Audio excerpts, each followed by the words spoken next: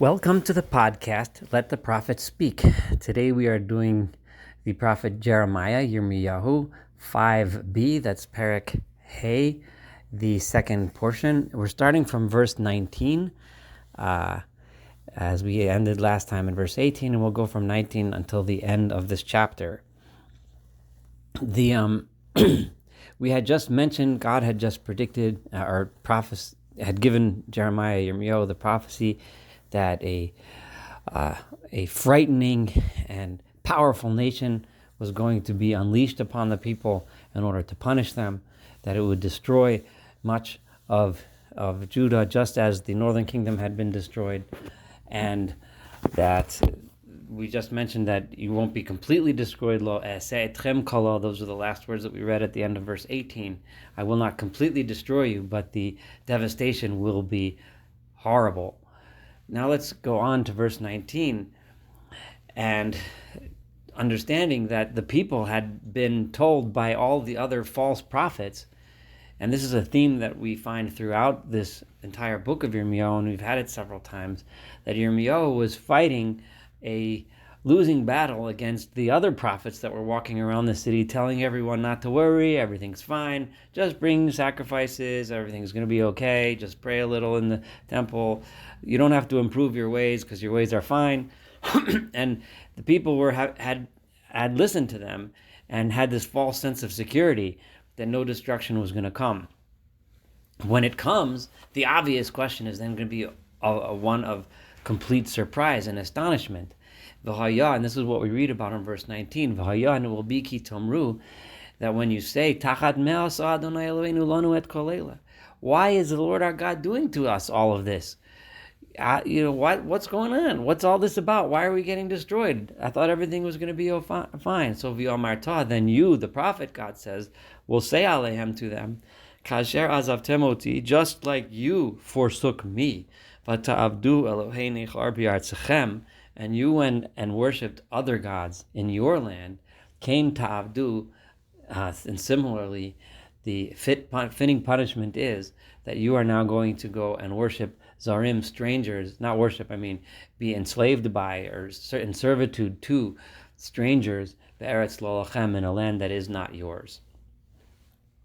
Then we continue in verse 20, Hagidu zot b'veit Yaakov, say this in the house of Jacob, say this message, v'hishmi'ua, and say this message, and make sure that the message is heard by Yehuda in the land of Judah, Lamar, saying as follows, Shimu nazot, hear this, please listen to this, Am sochol v'ein lev, you nation of foolishness, the nation that you don't have a heart, meaning you don't think, you're not thinking.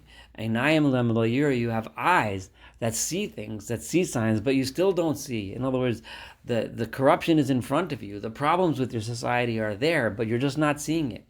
Oznayim lem, you have ears to hear the cries of suffering in your midst, but lo yishmo, but you still don't hear it. And what do?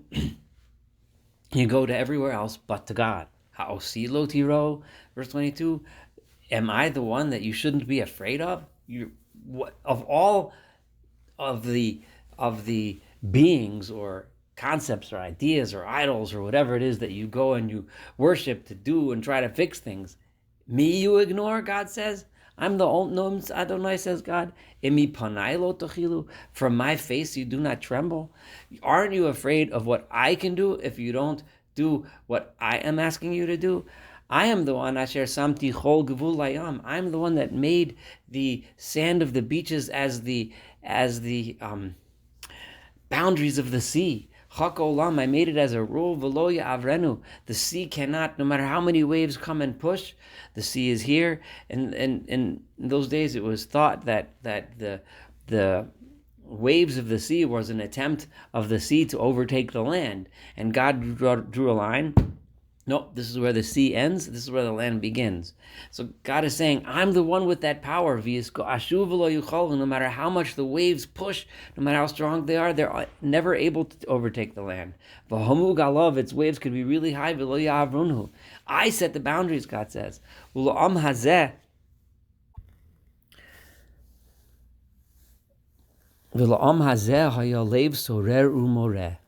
even though I am the strong and powerful one, I'm the one who can punish you and can redeem you. But my nation, instead of being afraid of me, in their hearts, so they turn away from me and they rebel against me. Saru va'elechu. They turned aside and they just left. They left me behind. V'lo amru bilvavam. This is verse 24. They did not say in their heart and think to themselves, Nira na et Adonai Eloheinu. Let us fear. Let us consider and think about the Lord our God, the one who's Hanotein Geshem, the one who gives us rain, Yora o Malkosh Be'ito, the early rains and the late rains in their proper seasons. Shivuot Chukot Katzir Yishmar Lanu. He's the one that makes sure that the rule or the time within which the weeks of harvest take place, and he keeps those weeks for us without rain so that we can harvest. In other words, he's the God of the seasons. We should be paying attention to him. He's the one that makes sure we have what to eat, we have water to drink, we have crops to harvest. Avono seichem, but no, your sins hitu ele. Your sins have turned them away from me. They diverted you away from me. V'chato seichem, and it was your sins that manu hatov mekem, that held back this good. The reason why now you're suffering and why now you don't get the harvest and why now the enemy is coming and taking it from you is because of your sins, because you turned away. Not because I don't want to do it for you. Of course, I do want to do it for you, God says. That's the whole point. That's why I brought you to this land. But it's your sins that stopped you from being able to enjoy that good. Why? There are evil people amongst my nation. And who are these to be found? Who are these evil people? These are the false prophets. The false prophets who are about to be compared. Yashur kishach yikushim. They lie in wait. Yashur means that they lurk and stare from the shadows. Kishach, like the Yikushim, who are trappers, are quiet and lurk among the shadows and watch carefully. And hitzivu mashchis anoshim yilkodu, and they set up traps, mashchis, they set up snares in order to trap the men, to trap the people. This is how God is comparing the in this prophecy, the false prophets who wander around and they say things which just trap people in this never-ending abyss where they can't get out of. Because if you tell people everything's fine and what you're doing is fine, they could never ever improve. They could never learn their lesson. They could never get better. That's the trap that they're trapped in. And what ends up? What kind of society do I end up having when I look into people's houses?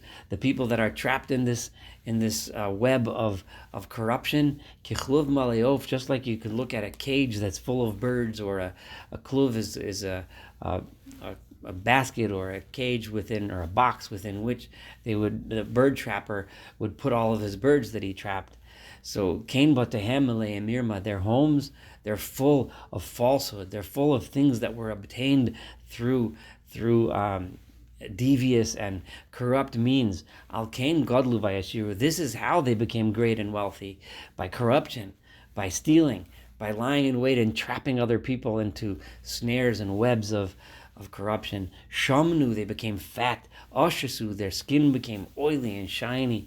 Gam avru divrei ra, and they were so bad, and the Radak translates this as they became so bad that they were surpassed. Avru is here, they surpassed even the words of the people that were advising them to do evil. The people were worse than even those prophets were telling them they should be. And what did they do? And here's the bottom line, which is repeated over and over again: din lo danu.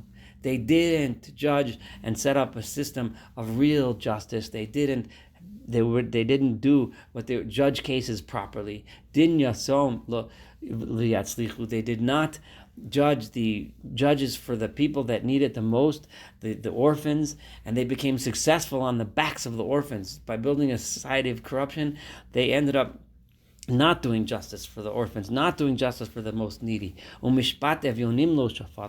didn't give access to the destitute that need the justice that need to be able to come to court and need to, but if they can't afford the bribes and they can't afford, and the system is constantly geared towards the wealthy so that they can take advantage of the poor. That's how they filled up their houses. That's how they became fat. That's how their bodies became oily.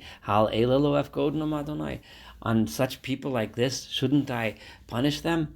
And against a nation like this, lotis nakem nafshi, shouldn't I take revenge? This is we're now at verse 30. A appalling and awful thing is happening in the land. Hanavim nivu vasheker. The Nevi'im, the prophets, are saying their false prophecies. V'hakohanim yirdu al yidehem, and the priests, the yirdu means they rule, but means they oppress others. Yirdu is to be on top of the others because of what the prophets are saying, the false prophets. V'ami avuchem, and my nation loves it like that. They like the corruption. They like it exactly like this, and they're okay, and they're satisfied with the corrupt society where the poor are abused and the orphans don't have justice. Umata asul achrisa, and the Radak translates this as follows: and what are you going to do now that you know what the result is, what the end result of your deeds are? What are you going to? I just told you that this sha'amavish aura, this appalling, terrible, horrible, frightening thing is happening in the land. Now, what are you going to do about it? What are you going to do now that you know what the end result is going to be? He ends with that question. This concludes Jeremiah 5b. Thank you for joining me. Looking forward to studying Jeremiah chapter 6 together.